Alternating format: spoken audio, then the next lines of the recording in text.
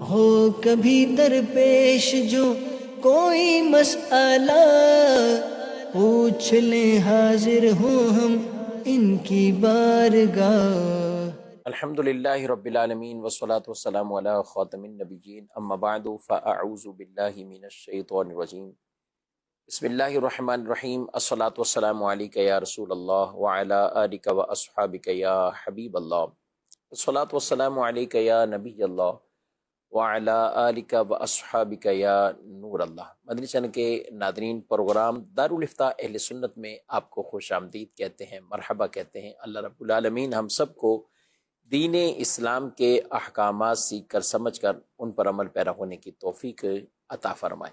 ہمارے پیارے رسول صلی اللہ تعالی علیہ وآلہ وسلم کا فرمان عظمت علی شان ہے، ان اول الناس بی یوم القیامہ اکثرہم علی صلاۃ، قیامت کے دن میرے سب سے زیادہ قریب وہ ہوگا جو مجھ پر کثرت سے درود پڑھتا ہوگا۔ صلو علی الحبیب صلی اللہ تعالی علی محمد صلی اللہ علیہ وآلہ وسلم۔ ناظرین کرام، اس پروگرام میں بہت سے شرعی سوالات، ان کے جوابات آپ تک پہنچائے جاتے ہیں۔ اول تاخیر ہمارے ساتھ شامل رہیں گے تو انشاءاللہ علم دین سیکھنے کو ملے گا۔ آج کے اس پروگرام میں ہمارے مہمان مفتی محمد کفیل رضا عطاری صاحب ہیں۔ ہمارے پاس کچھ سوالات ویڈیو کی صورت میں موجود ہیں، آڈیو سوالات بھی شامل کریں گے۔ تو سب سے پہلے ہم بڑھتے ہیں، ہمارے ناظرین ویڈیو صورت میں کیا پوچھنا چاہتے ہیں؟ میں شارق بابر مارکیٹ سے۔ مفتی صاحب، میرا آپ سے یہ سوال ہے کہ میں اپنے دوست کے ساتھ پارٹنرشپ کرنا چاہ رہا ہوں، پیسہ میں لگانا چاہ رہا ہوں اور باقی جو بھی کام ہے وہ کرے گا، تو اس کا پروفٹ ہم دونوں آدھا آدھا لے سکتے ہیں یا نہیں؟ جی، دوست کے ساتھ پارٹنرشپ کرنا چاہتے ہیں تو کیا ہے؟ بسم اللہ الرحمن الرحیم۔ پارٹنرشپ کی یہ وہ صورت ہے جس کے اندر ایک طرف انویسٹر ہے، سلیپنگ پارٹنر ہے، اور دوسری طرف ورکنگ پارٹنر ہے۔ فقہ کی اصطلاح کے اندر اس پارٹنرشپ کو مداربت کہتے ہیں، کہ ایک شخص پیسہ لگاتا ہے، وہ کام نہیں کرتا، اور دوسرا شخص جو ہے وہ پیسہ نہیں لگاتا، وہ صرف کام کرتا ہے۔ صحیح۔ شرعی اعتبار سے یہ پارٹنرشپ جائز ہے، اور اس میں جو نفع ہے وہ بھی پرسنٹیج کے اعتبار سے طے کر لیا جائے کہ بھئی جو نفع ہوگا وہ پرسنٹیج کے اعتبار سے اتنا انویسٹر کو ملے گا اور اتنا ورکنگ پارٹنر کو ملے گا۔ اب اس میں کوئی لمٹ نہیں ہے، چاہے 50-50 کر لیں، چاہے 60% اور 40% کر لیں، چاہے 70-30 کر لیں، جو بھی آپس میں باہمی رضامندی سے طے کر لیں وہ جائز ہے۔ البتہ اس میں نقصان کی شرح کے اعتبار سے یہ بات یاد رکھنا ضروری ہے کہ اگر اس میں نقصان ہوگا تو وہ نقصان بہرحال اگر ورکنگ پارٹنر کی غفلت اور کوتاہی سے نہیں ہوا، ایک نارمل نقصان ہے جو کہ عام طور پہ کاروبار کے اندر ہو جاتا ہے، تو وہ نقصان اگر ہوگا تو وہ انویسٹر کو یعنی سلیپنگ پارٹنر کو برداشت کرنا پڑے گا۔ صحیح۔ مگر اس کا طریقہ کار کچھ جو ہے وہ سمجھنے کی ضرورت ہے کہ وہ کس طرح اسے برداشت کرنا پڑے گا۔ اس کو یوں سمجھیے کہ مثال کے طور پہ انہوں نے پارٹنرشپ کی اور 50-50% جو ہے وہ پروفٹ کے اوپر انہوں نے پارٹنرشپ کی۔ صحیح۔ تو اب پہلے مہینے ہوا نفع مثال کے طور پہ 50,000 روپے، اور دونوں نے 25,000 روپے نفع تقسیم کر۔ اگلے مہینے جو ہے وہ پروفٹ نہیں ہوا۔ صحیح۔ ٹھیک ہے، بریک ایون کے اوپر ہوئے، کوئی نقصان بھی نہیں ہوا، پروفٹ بھی نہیں ہوا، تو کسی کو بھی کچھ نہیں ملے گا۔ اب ایسی صورت کے اندر در حقیقت جو ورکنگ پارٹنر ہے اس کا کیا ہوگا؟ اس کی محنت کا گویا کہ اس کو عوض نہیں ملے گا، پروفٹ ہی نہیں ہوا۔ تیسرے مہینے اگر خدا نہ خواستہ 25,000 روپے کا نقصان ہو گیا، صحیح، تو اب یہ نہیں ہوگا کہ یہ 25,000 کا نقصان انویسٹر برداشت کرے گا، نہیں، بلکہ جو پہلے مہینے پروفٹ 50,000 دونوں نے اٹھایا تھا، یعنی 25,000 اٹھایا تھا، تو اب وہ دونوں ہی گویا کہ اپنے پروفٹ کو ریورس کریں گے اس لاس کو پورا کرنے کے لیے۔ صحیح۔ تو ہر ایک اپنے پروفٹ میں سے 12,500 روپے ریٹرن کرے گا تاکہ وہ لاس کور ہو جائے، یعنی وہ ان کو واپسی دینا، وہ ان کو واپس جو ہے وہ کرنا پڑے گا۔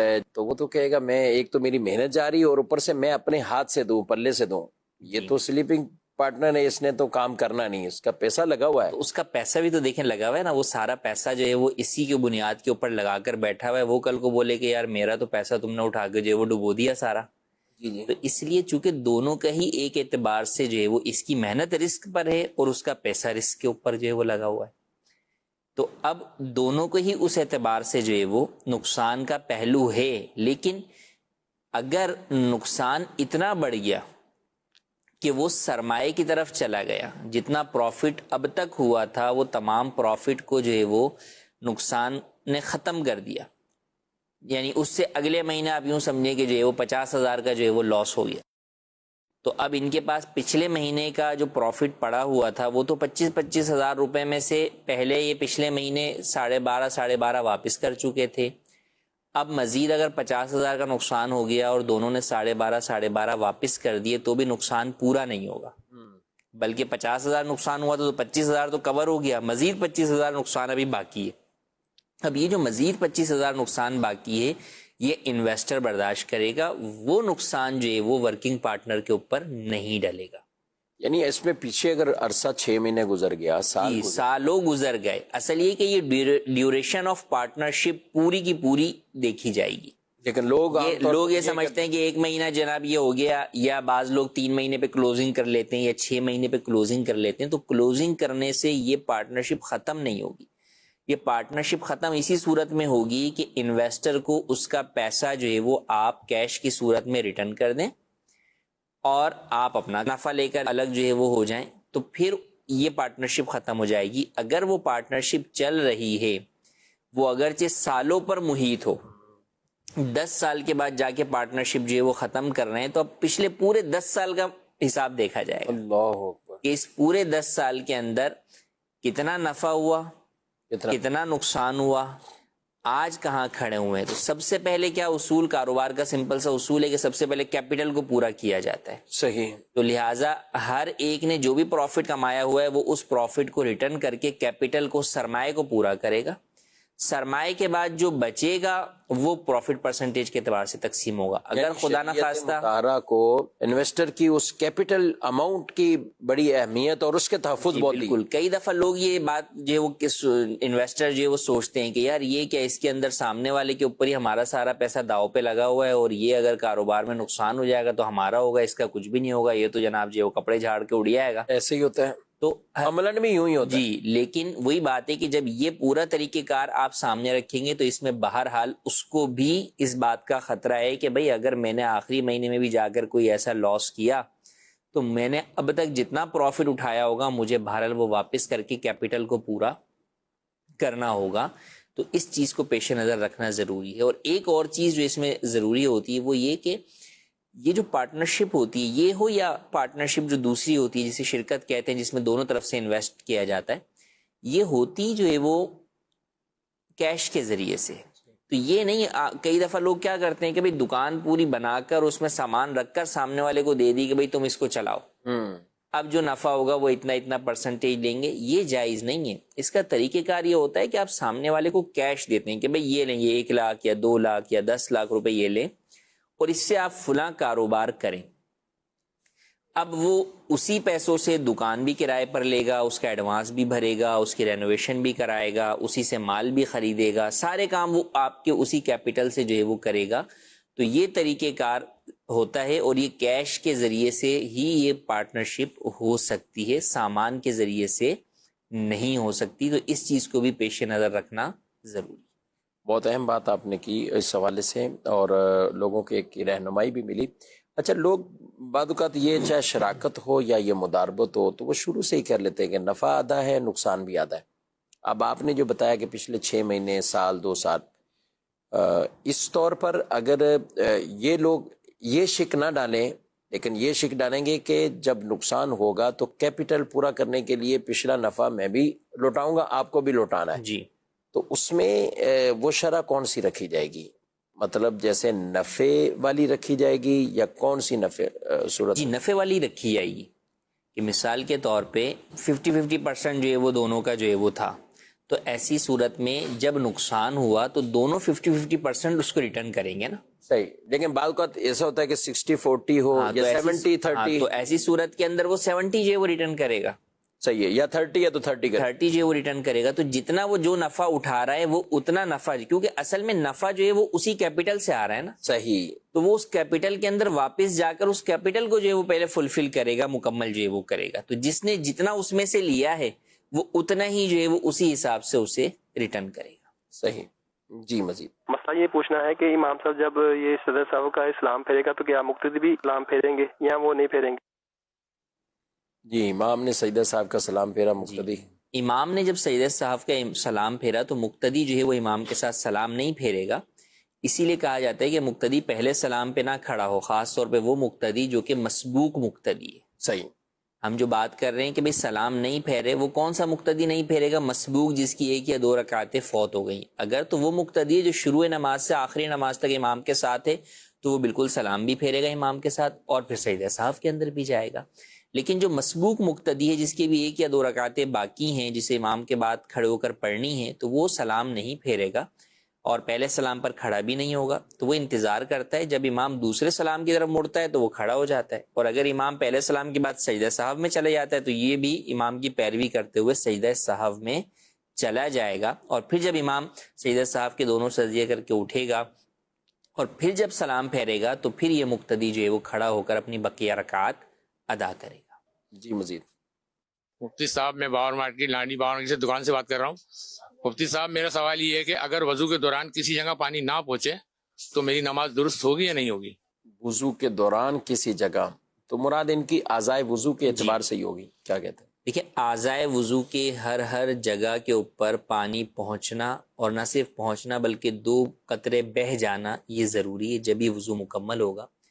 اب اگر کسی بھی جگہ پر پانی نہیں پہنچا تو آپ کا وضو ہی نہیں ہوگا، سوائے یہ کہ کوئی کسی وجہ سے نہ پہنچے اور وہ وجہ جو ہے وہ غفلت اور کوتاہی کی نہ ہو. ایک یہ کہ اس لیے نہیں پہنچا کہ ایک شخص نے اتنی جلد بازی میں جو ہے وضو کیا کہ بھئی پانی جو ہے وہ کونیوں پر بعض جگہ پہنچا اور بعض جگہ پانی نہیں پہنچا، خاص طور پہ سردیوں میں بسا اوقات جو ہے وہ ایسا ہوتا ہے. تو اب اس صورت کے اندر آپ کی نماز نہیں ہوگی کہ جب وضو مکمل نہیں ہوا. لیکن اگر کوئی ایسی وجہ ہے کہ کوئی چیز، کوئی لیئر اوپر آ گئی ہے جس کی وجہ سے پانی نہیں پہنچ رہا، مثال کے طور پہ پینٹ لگ گیا آپ کے ہاتھ کے اوپر، تو اب اس صورت میں شریعت رخصت اور تخفیف دیتی ہے کہ ایک شخص ہے جو کہ رنگریز ہے، رنگ کا کام کرنے والا ہے، پینٹر ہے، اس نے اچھے طریقے سے اپنے پورے جسم سے رنگ کو ریموو کر لیا، پھر بھی کسی جگہ کونے خدرے میں کسی جگہ پر کوئی نہ کوئی رنگ لگا ہوا رہ گیا جس کی طرف اس کی نظر نہیں گئی، اور اب اس نے وضو کر لیا، تو یقیناً جہاں رنگ لگا رہ گیا اس کے نیچے پانی تو نہیں پہنچا. صحیح. لیکن چونکہ یہاں پر اس تک اس چیز کی دھیان رکھنے کے اندر جو ہے وہ مشقت ہے، تو اس لیے یہاں پر شریعت نے اسے رخصت دی کہ اگر اس نے اس حال میں نماز پڑھ لی، اپنے طور پہ اچھی طرح اس نے صفائی کر لی تھی، اور پھر بھی کسی جگہ لگا رہ گیا اور اس نے وضو کر کے نماز پڑھ لی، نماز کے بعد اسے نظر آیا تو اس نے جو نماز پڑھ لی وہ نماز ہو گئی. صحیح. البتہ نظر آنے کے بعد اس پر لازم ہوگا کہ اس جگہ کو صاف کرے اور پھر اس جگہ پر پانی پہنچائے. تو یہ معاملہ ہے. اسی طریقے سے بال پین یا ویسے پین کا انک کا کام کرنے والے لوگ ہیں، لکھائی سے جن کا تعلق ہے، ان کے ہاتھوں پہ لگ گئی تو وہاں بھی یہی حکم ہے. اسی طرح آٹا گوندتی ہیں خواتین، تو ان کا آٹا لگا جو ہے وہ رہ گیا جس کی وجہ سے پانی نہیں پہنچا، تو وہاں پہ بھی انہوں نے اپنے طور پر اگر اچھے طریقے سے چیک کر لیا تو ایسی صورت کے اندر جو ہے وہ آپ کی نماز ہو جائے گی. اسی طرح اگر کوئی ایسی چیز لگ گئی جس کو چھڑانا ممکن نہیں ہے، جیسے بسا اوقات ایلفی لگ جاتی ہے، صحیح. اب ایلفی ہاتھ پہ لگ گئی تو اب وہ پانی تو نیچے نہیں پہنچنے دے گی لیکن وہ فوراً چھوٹے گی بھی نہیں، صحیح. نماز کا وقت جا رہا ہے، تو ایسی صورت میں آپ نماز پڑھ لیں گے اور نماز جو ہے وہ آپ کی ہو جائے گی. اس میں کیا نماز آخر میں پڑھیں، پہلے چھڑاتے رہیں اتنی دیر، یا کیا کرنا چاہیے؟ جس چیز کے اندر یہ امید ہے کہ یہ چھوٹ جائے گی تو اسے تو جو ہے وہ آخر وقت تک جو ہے وہ انتظار کر لیں. لیکن عام طور پہ کئی ایسی چیزیں ہوتی ہیں جس کے بارے میں یہ امید نہیں ہوتی کہ بھئی چھوٹ بھی جائے گی یا نہیں چھوٹے گی. جیسے ایلفی ہے تو وہ خود چھڑانے سے نہیں چھوٹتی، وہ ایک ٹائم کے بعد ہی جا کے بعض اس کو ایسے وہ اتنی وہ زور زمائی کرتے ہیں کہ اپنی انگلیاں یا اپنے جسم کو جو ہے وہ تکلیف پہنچا بیٹھتے زخمی کر بیٹھتے ہیں. اس کی شریعت میں اس قدر جو ہے وہ سختی نہیں ہے اور نہ ہی کوئی اس طرح تکلف کرنے کی حاجت ہے. تو آپ اس کو اس کے حال پر جو ہے وہ چھوڑ دیں، جس حد تک آپ کر سکتے ہیں اس حد تک جو ہے وہ صاف کر لیں، پینٹ وغیرہ ہوتا ہے اس کو ممکن ہوتا ہے کہ آپ جو ہے وہ ریموور وغیرہ کے ذریعے سے، تھنر کے ذریعے سے، اسپرٹ کے ذریعے سے صاف کر لیتے ہیں، لیکن ایلفی وغیرہ لگ جائے یا اس طرح کی کوئی اور چیز لگ جائے جسے چھڑانا ممکن نہ ہو، تو پھر ایسی صورت کے اندر بہرحال آپ نماز پڑھ لیں گے اور آپ کی نماز ہو جائے گی۔ جی مزید سوال۔ مسئلہ یہ ہے کہ میں نے کسی کو پیسے دیے ہوئے ہیں پروفٹ پر، یعنی کاروبار کے لیے، اگر فکس میں رقم کر لے تو فردر میں نے 1,00,000 روپے دیے ہوئے ہیں، 5,000 میں آپ تو دیتا رہوں گا، یا 7,000 یا 3,000، تو یہ جائز ہے یا نہیں؟ کیا صورت میں کس طرح پیسے دینے چاہیے؟ جی پارٹنرشپ کا آپ نے بیان کیا، آپ شروع میں بیان کیا، لیکن عام طور پہ لوگوں کو یہ دیکھا جاتا ہے کہ وہ کہتے ہیں کہ ہمیں اپنے فکس نفع سے غرض ہے، اب وہ کوئی سا بھی رکھ لیا، اب 1,00,000 روپے رکھا ہے تو اس کو 2,00,000، 2.5 لاکھ، 3 لاکھ اور 2 لاکھ ہیں تو اسی کے مطابق وہ اپنا فکس کر لیتے ہیں شروع میں ہی، کیا کہتے ہیں؟ لیکن جیسے انہوں نے بھی کہا کہ کاروبار کے لیے دیے ہوئے، کئی لوگوں کے ذہنوں میں یہ آتا ہے کہ جب ہم کاروبار کے لیے دے رہے ہیں تو یہ پارٹنرشپ ہے یا تجارت ہے، تو یہ قرض نہیں ہے، اور وہ یہ سمجھتے ہیں کہ پھر اس کے اوپر ملنے والا نفع جو ہے وہ حلال اور جائز ہے، حالانکہ ایسا نہیں ہے۔ بنیادی طور پر آپ کسی بھی شخص کو کوئی رقم کسی بھی غرض کے لیے دیں، غرض تو اصل میں آپ کی نہیں ہوتی، غرض تو سامنے والے کی ہوتی ہے، اسے تجارت میں لگانا ہے یا اسے شادی میں لگانا ہے یا اسے گھر بنانے کے لیے لگانا ہے، کسی بھی کام کے لیے لگانا ہے۔ آپ جب رقم دے رہے ہیں تو اب یہ دیکھا جائے گا آپ کی رقم کی حیثیت کیا ہے، قرض ہے یا جو ہے وہ امانت ہے یا پارٹنرشپ کے طور پر ہے۔ اگر آپ ان کے ساتھ یہ طے کرتے ہیں کہ جناب جو میرا کا آپ کو رقم دے رہا ہوں یہ رقم محفوظ رہے گی، آپ یہ پوری کی پوری رقم مجھے واپس لوٹانے کے پابند ہیں، اور آپ اتنا اس نفع دیتے ہیں، رقم میں کسی بھی قسم کا نقصان برداشت نہیں کروں گا، تو اس کا مطلب یہ ہے کہ یہ رقم آپ بطور قرض دے رہے ہیں۔ صحیح۔ اب قرض پر نفع چاہے آپ فکس کر کے لیں یا بغیر فکس کیے لیں یا پرسنٹیج کی صورت میں لیں، یہ بہر صورت سود ہے کہ حدیث پاک میں فرمایا کلو قرض جر منفیاتن فہو ربا، کہ ہر وہ قرض جو نفع لائے وہ سود ہے اور حرام ہے۔ اور اگر آپ جو ہے وہ انہیں یہ رقم دیتے ہیں کاروبار کے طور پر، لیکن پارٹنرشپ کے طور پر، اس طور پر کہ نقصان میں بھی میں برداشت کروں گا، جتنا سرمایہ میرا لگا ہوا ہے، ٹوٹل کاروبار کا سرمایہ کتنا ہے اور اس میں میرا سرمایہ کتنا ہے، صحیح، اور جتنا میرا سرمایہ ہے اس حساب سے میں نقصان بھی برداشت کروں گا، تو یہ ہوتی ہے پارٹنرشپ کی جائز صورت۔ البتہ اس میں دیگر شرائط کا بھی خیال رکھنا ضروری ہوتا ہے کہ چلتے کام میں پارٹنرشپ جو ہے وہ نہیں ہو سکتی ہے، اور دیگر بھی شرائط کو پیش نظر رکھنا ضروری ہوتا ہے، لیکن بنیادی طور پر اگر آپ نے اس طور پر کیا ہوگا تو جائز ہوگا۔ لیکن عام طور پر لوگ کرتے پہلے والی صورت میں ہے کہ وہ اپنی رقم کو جو ہے وہ رقم خاص اور اپنی رقم بھی لیتے ہیں، اپنی رقم میری رقم محفوظ رہے گی، تو وہ قرض ہوتی ہے تو قرض پہ نفع آپ فکس کر کے لیں، کوئی بغیر فکس کیے لے، کوئی پرسنٹیج کی صورت میں لے، تینوں صورتوں کے اندر ہی وہ سود اور حرام۔ جی مزید۔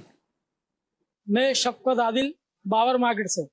مفتی صاحب میرا یہ سوال ہے، اگر شوہر نے بیوی کو غصے میں یہ کہا کہ میں نے تجھے چھوڑ دیا تو کیا اس سے طلاق ہو جائے گی؟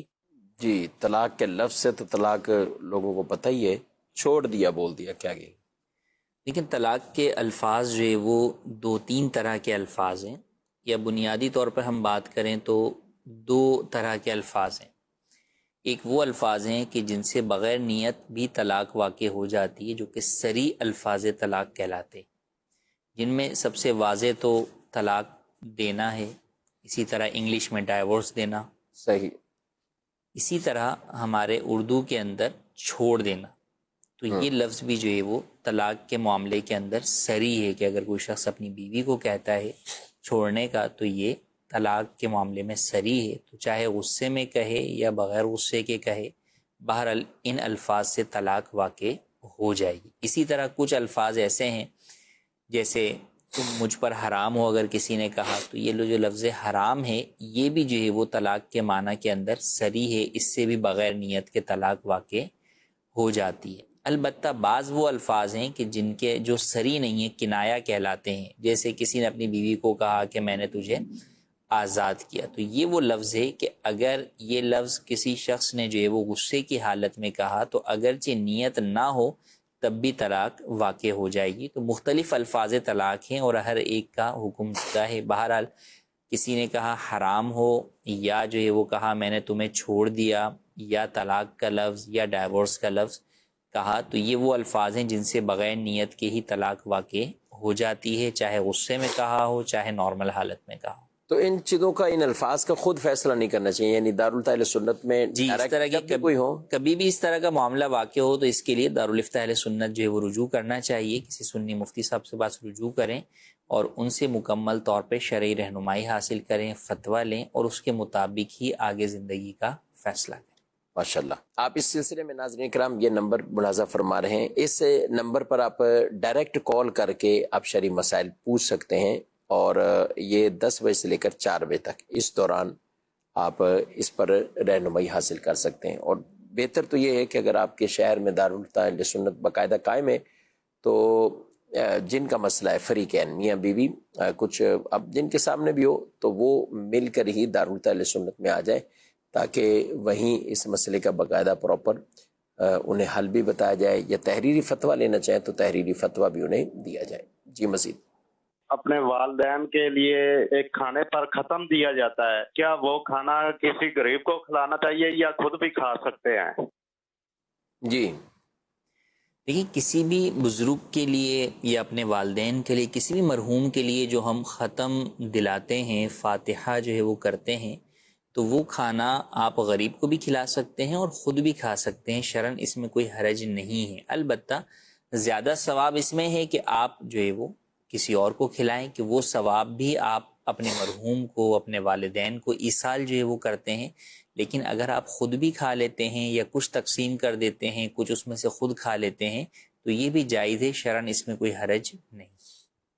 ٹھیک، جب نیکی کی نیت ہوتی ہے اور لوگوں کا ارادہ بھی یہی ہوتا ہے اور وہ اس طرح بھیجتے بھی ہیں۔ اچھا، کئی جگہوں پر یہ رجحان ہے مسجد میں بھیجنے کا ہوتا ہے کہ وہ چلے مسجد میں بھیجے، ٹھیک ہے، لیکن اس کو ہی ضروری سمجھنا، اور مسجد میں لے جانے والا کوئی نہیں تو وہ پریشان بھی ہوتے ہیں، فاتحہ دے دی، اب مسجد میں کوئی لے جانے والا نہیں ہے، اور گھر میں بعض اوقات خواتین ہیں۔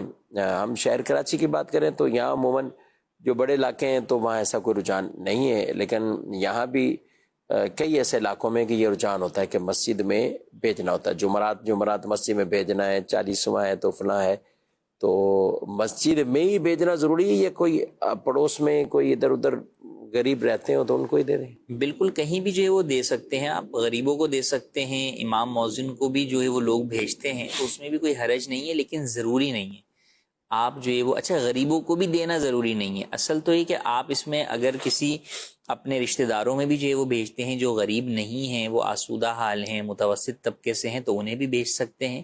تو کھانا کھلانا ایک ایسی نیکی ہے جو آپ کسی کو بھی کھلائیں گے تو اس کا آپ کو ثواب جو ہے وہ ملے گا۔ ہاں، غریب کو کھلانے کا زیادہ ثواب جو ہے وہ ملے گا۔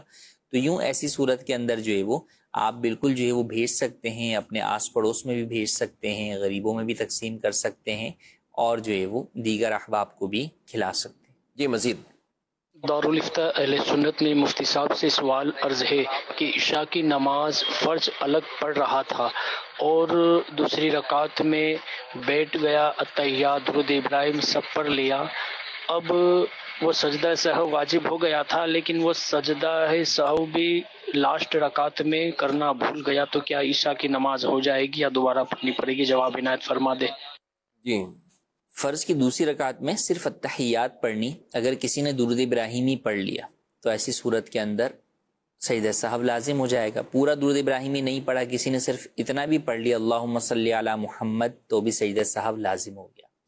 اب اگر کوئی شخص سجدہ سہو کرنا بھی بھول گیا تو اب اس کے لیے حکم یہ کہ اگر وہ اسی جگہ پر بیٹھا ہوا ہے اور اس نے کوئی ایسا عمل نہیں کیا جو کہ نماز کو فاسد کرنے والا ہے، مثال کے طور پہ کسی سے بات نہیں کر لی، وہیں پر ہی بیٹھا ہوا ہے، تو اب بھی وہ سجدہ سہو کر سکتا ہے، اللہ اکبر کہتے ہوئے اپنے 2 سجدے کرے اور پھر اٹھ کر وہ اتحیات پڑھے، درود ابراہیمی پڑھے اور سلام پھیر لے تو اس کی نماز درست ہو جائے گی۔ لیکن اگر اس نے سجدہ سہو بھی نہیں کیا اور اس کے بعد کوئی ایسا عمل بھی کر لیا جو کہ منافی نماز ہے کہ اب سجدہ سہو نہیں ہو سکتا، تو اب وہ نماز اس کے لیے واجب الاعادہ ہو گئی، تو اب وہ نماز اس کو دوبارہ دہرانی ہوگی۔ اب جب نماز دوبارہ دہرا لے گا تو پھر بریوز ذمہ ہو جائے گا اس سے۔ منافی نماز یعنی نماز ختم کی تو اس کے بعد کوئی ایسے عمل ہوتے ہیں کوئی بھی ایسا عمل کر لیا جو کہ عام نماز کی حالت میں وہ شخص کرے تو نماز اس سے ٹوٹ جاتی ہے. جیسے گفتگو کر لی یا وہ اٹھ کر چل دیا, سینہ جو ہے وہ قبلے سے جو ہے وہ پھر گیا, تو ایسی صورت کے اندر نماز کے اندر قبلے کی طرف جو ہے وہ چہرہ کیا جاتا ہے. اگر وہ پلٹ کے جو ہے وہ چلنا شروع ہو جائے گا تو سی بات ہے نماز میں اس طریقے سے کوئی بھی نہیں چلتا,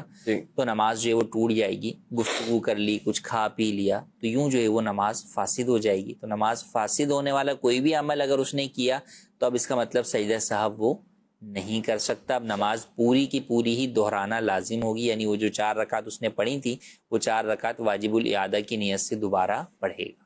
یعنی اس میں شریعت مطالعہ نے ہمیں سہولت دی ایک طرح کی کہ اگر سلام پھیر بھی دیا, دونوں طرف بھی سلام پھیر دیا, سجدہ صاحب لازم تھا.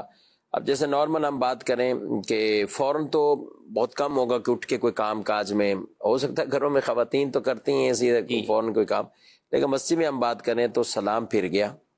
اب سلام پھرنے میں یہ ہوتا ہے کہ آیت الکرسی پڑھنے لگتے ہیں, استغفار پڑھ رہے ہیں, کچھ اور کلمہ شریف پڑھ رہے ہیں. اچھا, امام صاحب فوراً وہ سیدھی جانب وہ گھوم جاتے تقریباً, تو اب سجدہ صاحب رہتا تھا, کیا کہیں گے؟ امام جب اس کا سینہ جو ہے وہ قبلے کی پوری ڈائریکشن سے جو ہے وہ پھر گیا تو اب ایسی صورت کے اندر وہ سجدہ صاحب نہیں کر سکتا. صحیح. لیکن اگر امام کا قبلے کی طرف ہی جو ہے وہ منہ ہے, کئی دفعہ ایسا ہوتا ہے کہ دوسرا سلام پھیرتے وقت ہی اچانک یاد آ گیا کہ بھئی سجدہ صاحب ہے, تو اب وہ اللہ اکبر کہہ کر اگر جو ہے وہ ڈائریکٹ سجدے میں چلا گیا تو مقتدیوں کو بھی چاہیے کہ اس کی پیروی کرتے ہوئے سجدے میں چلے جائیں, نہ جھگڑا کریں گے, ختم ہوگی نماز. اب آپ ہیں یعنی بہت اہم مسئلہ, اور نہ پتہ ہونے کی وجہ سے ضروری نہیں کہ امام کے ساتھ ہی ہو, اکیلے بھی آپ نماز پڑھ رہے ہیں اور جب آپ نے سلام پھیر دیا سجدہ صاحب لازم تھا, بھلے دونوں طرف سلام پھیر دی, اب آپ درود شریف پڑھ رہے ہیں یا آپ کچھ بھی کلمہ شریف پڑھ رہے ہیں, کچھ بھی آپ نے ورد وظیفے کرنا شروع کر دیے, کسی سے بات نہیں کی, آپ کوئی اور عمل نہیں کیا جو نمازوں کو توڑنے والا ہے, تو اس میں کوئی ڈیوریشن بھی ہے 2 منٹ 4 منٹ 5 منٹ؟ نہیں, اس میں ڈیوریشن کا جو ہے وہ کوئی عمل جو ہے وہ کہ کتنی دیر بعد سجدہ کر رہے ہیں, کوئی وہ نہیں ہے. جتنی بھی دیر اگر وہ اسی جگہ پر بیٹھا ہوا ہے تو اگرچہ طویل جو ہے وہ گیپ بھی ہو گیا, لیکن بیٹھا ہوا اسی حالت کے اندر ہے اور ذکر و اذکار ہی کر رہا ہے جو کہ نماز کے منافی نہیں ہے, تو وہ سجدہ صاف کر سکتا ہے. سجدہ صاف کر سکتا ہے. ٹھیک جی. مفتی صاحب, اگر کوئی قاعدہ آخرہ میں بیٹھا ہوا تھا, اتحیات پڑھی اور پھر غلطی سے کھڑا ہونے ہی لگا تھا کہ اس کو یاد آ گیا کسی نے لقمہ دے دیا اور ابھی رکوع کی مقدار تک کھڑا نہیں ہوا تھا, تو فوراً دوبارہ بیٹھ گیا, تب بقیہ نماز کس طرح سے وہ پوری کرے گا؟ قاعدہ آخرہ میں ہی تھا تو اب وہ اتحیات پوری درود شریف و دعا کے ساتھ کر کے سلام پھیر کے پھر سجدہ صاف کرے گا, یا چونکہ رکوع کی مقدار کھڑا نہیں ہوا تھا تو اس میں صرف اپنی باقی کی جو دعا اور درود شریف وہ پڑھ کے سلام پھیر دے گا, یا اگر سجدہ صاف کرنا ہے تو کس وقت کرے گا؟ جی دیکھیں, اگر قاعدہ اخیرہ کے اندر کسی شخص نے جو ہے وہ اتنا اس کو جو ہے وہ وقت لگ گیا کہ جو کہ 3 بار سبحان اللہ کہنے کی مقدار جو ہے وہ بنتا ہے, تو ایسی صورت میں سجدہ صاحب لازم ہو گیا, تو لہٰذا پلٹ تو آئے گا لیکن جو ہے وہ سجدہ صاحب کرے گا. اور اگر جو ہے وہ اتنا وقت بھی جو ہے وہ نہیں لگا, فوراً ہی جو ہے وہ کھڑے ہونے لگا تھا, یاد آیا فوراً ہی بیٹھ گیا, 3 بار سبحان اللہ کہنے کی مقدار بھی نہیں ہوا اور وہ زیادہ رکوع کی مقدار میں کھڑا بھی نہیں ہوا تھا, تو ایسی صورت کے اندر وہ بغیر سجدہ صاحب کے ہی اپنی نماز مکمل کر لے گا, نماز ہو جائے گی. ٹھیک. مزید میں بابر مارکیٹ لانڈی نمبر 2 دکاندار ہوں. مفتی صاحب, میرا آپ سے ایک سوال ہے, اگر دوران نماز موبائل کی گھنٹی بج جاتی ہے تو اس میں کیا نماز ٹوٹ جاتی ہے؟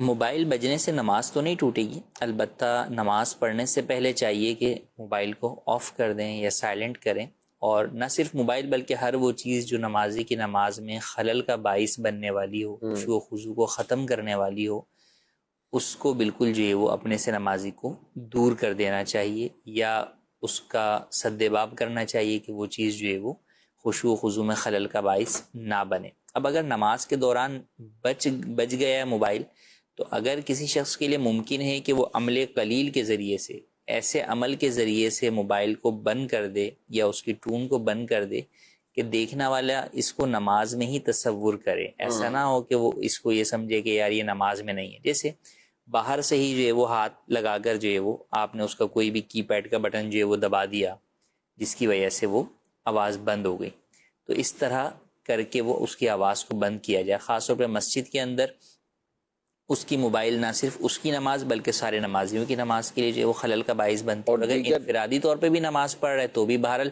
موبائل کی ٹون بجتی رہے گی تو اس کی توجہ جو ہے وہ نماز سے ہٹ کے اس کی طرف جو ہے وہ جائے گی. تو اچھا، ایک تو ہے ٹون بجنا اور ایک ہے کہ میوزیکل اور کبھی گانے اور پتہ نہیں کیا کیا چیزیں بجنا شروع ہو جاتی ہیں.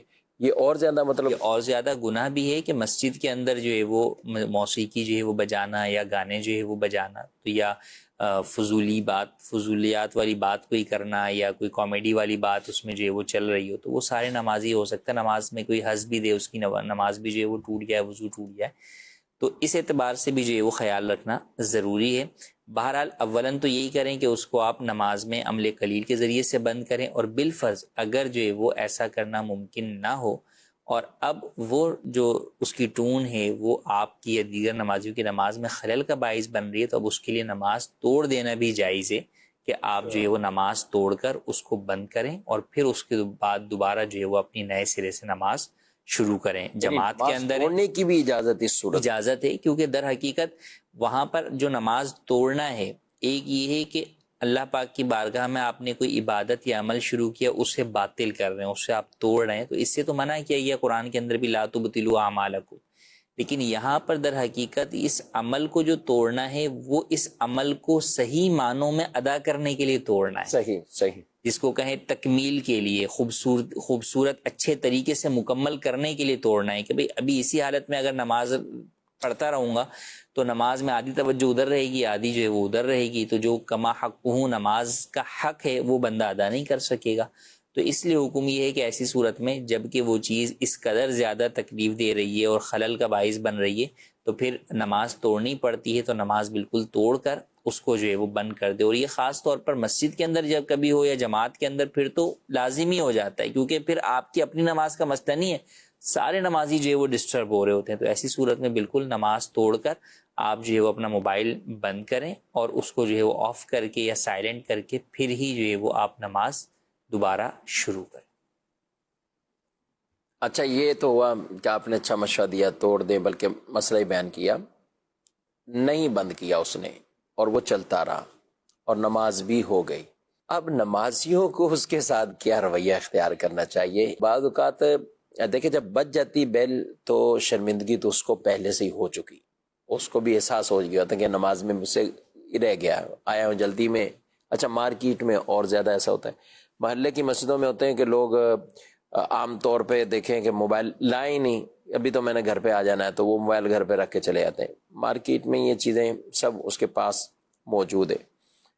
تو اب چل گیا، اب اس کے بعد کیا کرنا چاہیے؟ نمازیوں کو کیا کرنا چاہیے؟ دیکھیں، کوئی بھی شخص جو ہے وہ مسلمان سے یہ تصور نہیں کیا جا سکتا کہ وہ جان بوجھ کے جو ہے وہ ٹون آن رکھتا ہے اور جناب جو ہے وہ نمازیوں کی نماز میں خلل کا باعث جو ہے وہ بنتا ہے. یقیناً کسی نہ کسی سے جو ہے وہ بے توجہی کے اندر ہی یہ جو ہے وہ عمل ہوتا ہے. تو ایسی صورت کے اندر نمازیوں کو چاہیے کہ اس کو گھورنا یا جو ہے وہ اسے شرمندگی دلانا، یا بعض بڑے بوڑھے جو ہے وہ سلام پھیر کے شور مچانا شروع کر دیتے ہیں کہ یار پتہ نہیں کیسے لوگ ہیں، نماز موبائل بھی بند نہیں کرتے. تو ایسا ہرگز نہیں کرنا چاہیے، کیونکہ یہ جو انداز ہیں یہ بہرحال ان لوگوں کو مسجد اور نماز سے دور کرنے کا سبب بن سکتے ہیں. صحیح.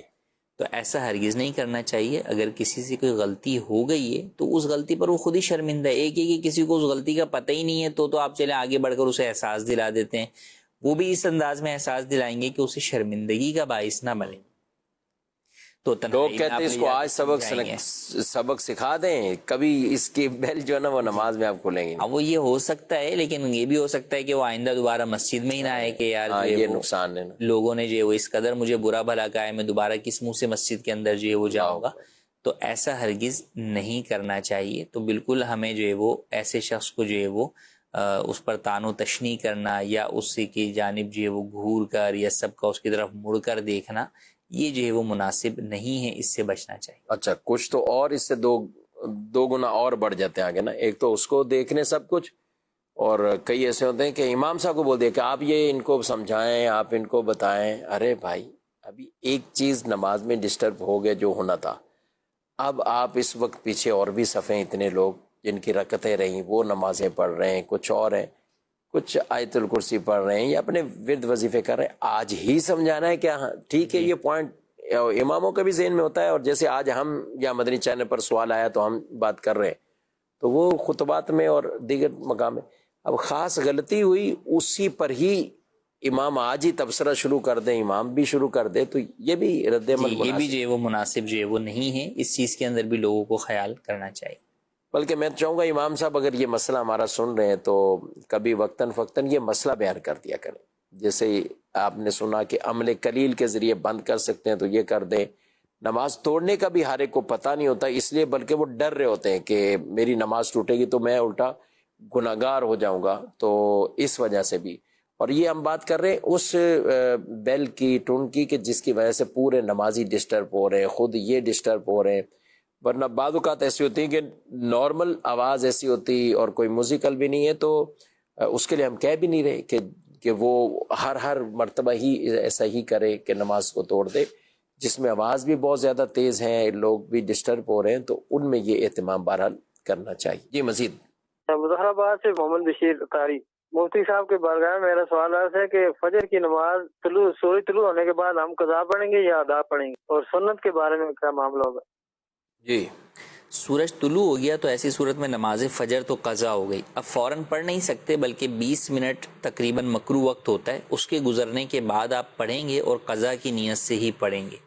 سنتوں کا معاملہ یہ ہے کہ اگر آپ اسی دن سنتیں پڑھ رہے ہیں، ضحوہ کبریٰ سے پہلے نماز ادا کر رہے ہیں فجر کی، تو آپ سنتیں بھی جو ہے وہ ساتھ میں پڑھ لیں، اور اگر آپ نے لیٹ کر دیا اور اب آپ نے سوچا کہ بھئی ظہر کی نماز کے ٹائم پر ہی میں جو ہے وہ فجر کی نماز جو قضا ہوئی ہے وہ ادا کروں گا، تو پھر آپ جو ہے وہ سنتوں کی قضا نہیں ہوگی، پھر صرف فرض کی ہی قضا ہوگی، صرف فرض کی قضا ہوگی۔ اور یہ ایک ایسا سوال ہے کہ سورج نکلنے پر یہ ان کو یہ شبہ ہو رہا ہے کہ کیا سورج نکل گیا تو اب کیا قضا ہوگی یا کچھ، یعنی لوگوں کے ذہنوں میں بس اوقات یہ ہوتا ہے کہ اس کو ادا کی نیت سے پڑھیں گے یا قضا کی نیت سے پڑھیں گے، تو بہرحال نماز کا وقت جب ختم ہو جاتا ہے تو نماز قضا ہو جاتی ہے، تو پھر قضا کی نیت سے ہی آپ پڑھیں گے۔ جی محمد کامران رضا، دارالفتاء اہل سنت میں میرا سوال یہ ہے کہ جیسے کہ پانی کا فلٹر وغیرہ لگے ہوتے ہیں، ان میں ایک نل ایسا ہوتا ہے جس میں سے وہ فلٹر کر کے جو پانی خراب ہوتا ہے وہ آتا ہے، تو اب وہ جو پانی فلٹر ہو کر صحیح نکلتا ہے وہ تو پینے میں آتا ہے، اور جو اس سے دوسرے نل سے جو نکلتا ہے ادھر سائڈ میں پیچھے سے، تو وہ ایسے ہی بہہ جاتا ہے، تو کیا یہ اسراف ہوگا یا نہیں ہوگا، یا اسے کسی برتن وغیرہ میں جھیلنا پڑے گا، یا ایسے ہی چھوڑ دیا جائے گا اس پانی کو؟ جی دیکھیے عام طور پر تو جو اس طرح فلٹر والا پانی یا اس سے ہوتا ہے، یہ وہ پانی ہوتا ہے جو کھارا پانی کو آپ جب وہ کرتے ہیں، میٹھا کرتے ہیں، تو ایسی صورت کے اندر بہت سارا پانی جو ہے وہ نمکیات کے ساتھ جو ہے وہ ضائع ہوتا ہے، اور پھر اس میں سے کچھ پانی جو ہے وہ میٹھا ہو کر نکلتا ہے جو کہ پینے کے قابل ہوتا ہے۔ تو اب وہ جو کھارا پانی ہے، اگر وہ کسی جگہ اس کا استعمال ممکن ہے تو وہاں پر جو ہے وہ استعمال کر لیں، اور اگر استعمال ممکن نہیں ہے تو پھر ایسی صورت میں اسے ضائع کرنے کے اندر یا اسے بہانے میں حرج نہیں۔ جی ناظرین کرام، آپ نے پروگرام ملاحظہ کیا اور اپنا فیڈ بیک بھی دیجیے۔ آپ کے کئی ایسے شرعی سوالات جو ہم پروگرام میں تو آپ نہیں انہیں سن سکے یا نہیں ہم شامل کر پائے، تو دارالفتاء اہل سنت کا یہ نمبر اپنے پاس رکھیے، اور اس نمبر پر آپ سوالات براہ راست فون کر کے دارالفتاء کے اوقات میں آپ باقاعدہ رہنمائی لے سکتے ہیں۔ مقصد یہی ہے کہ ہمارے چاہے عبادات ہوں یا معاملات ہوں، کاروبار ہو یا کچھ اور، ہم شریعت مطہرہ کے مطابق ان چیزوں کو بجا لائیں اور اس شریعت مطہرہ کے احکامات پر ہم عمل کریں۔ اللہ پاک ہم سب کو دین متین کے احکامات پر درست عمل پیرا ہونے کی توفیق عطا فرمائے، آمین بجاہ النبی الامین صلی اللہ علیہ وسلم۔ ہادی و رہنما ہمارے علماء، ہو کبھی درپیش جو کوئی مسئلہ، پوچھ لیں حاضر ہوں ہم ان کی بار